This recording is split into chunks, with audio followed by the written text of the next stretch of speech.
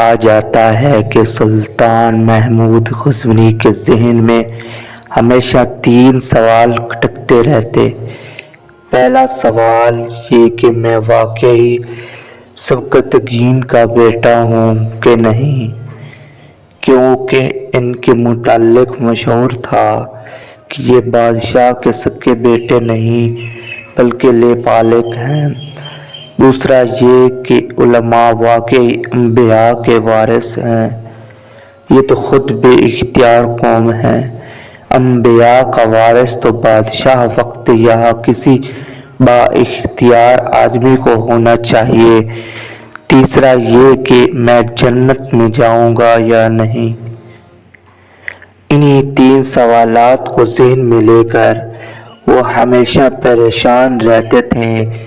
ایک مرتبہ کسی سفر سے واپس آ رہے تھے کہ راستے میں ایک طالب علم کو دیکھا جو کتاب ہاتھ میں لیے ایک کباب فروش کے دیے کے پاس کھڑے ہیں۔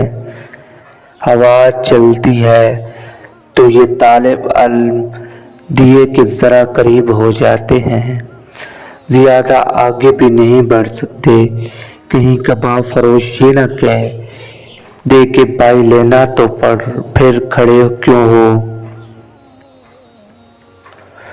سلطان محمود نے جب یہ منظر دیکھا تو خادم کو حکم دیا کہ مشعل اس طالب علم کو دیا جائے، خود اندھیرے میں گھر تشریف لے آئے۔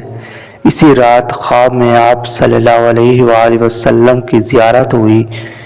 آپ صلی اللہ علیہ وسلم نے ایک جملہ ارشاد فرمایا اور سلطان محمود کو اپنے سوالوں کے جواب مل گئے۔ معلوم ہے جملہ کیا تھا؟ ملاحظہ ہو اے سبکتگین کے بیٹے، تیری جنت میں جانے کے لیے اتنا کافی ہے کہ تو نے اس انبیاء کے وارث کو چراغ دیا ہے۔